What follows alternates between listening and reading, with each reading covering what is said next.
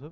Cataract. It's cataract that develops secondary to other intraocular conditions, most common of which is chronic or recurrent uveitis.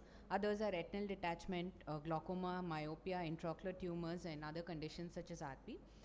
In interest of today's topic, we're going to be sticking to uveitis.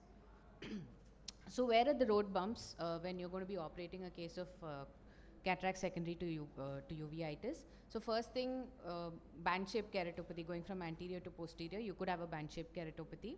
There could be peripheral anterior synechiae, which could make your AC shallow, and then the small or non-dilating pupil along with posterior synechiae.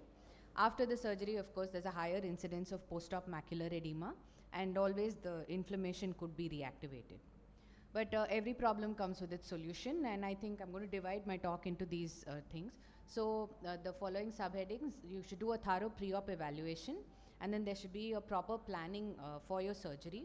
There should be very meticulous post-op care, and I think the last but not the least is, I think, take the patient in on the discussion about the possible risks, outcomes, and complications, and the possible need for a prolonged course of post-op topicals and medicines.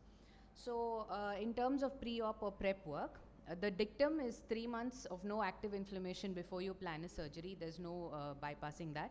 How do we suppress the inflammation in the eye before?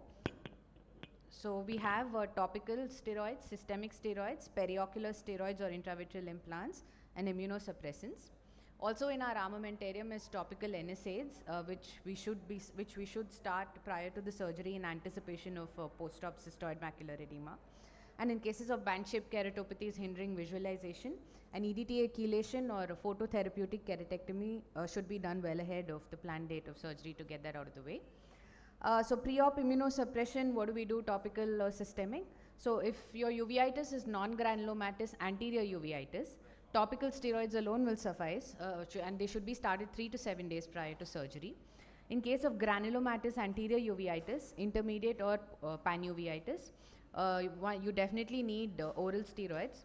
So prednisolone has to be added or stepped up. If the patient is already on systemic steroids, it needs to be stepped up. So intra-op, of course, these stand for every surgery, but then you have to keep these more in mind while doing uveitic cataracts. You have to take utmost care to cause as minimum trauma to the iris as possible. Find the age of the patient, etiology of the uveitis, chronicity and course, and how well it has been managed all along, any posterior segment pathologies, and how good the inflammation control was before surgery. These patients are left aphakic owing to intense cyclitic membrane formation and intractable inflammation. And in cases of herpetic uveitis, you've got to start oral acivir 2 grams per day or 1 to 3 grams per day of valacyclovir, which is the therapeutic dose, 1 week prior to surgery, followed by the prophylactic dose of 600 to 800 mg per day of acivir or 500 to 1000 mg per day of valacyclovir for 4 weeks.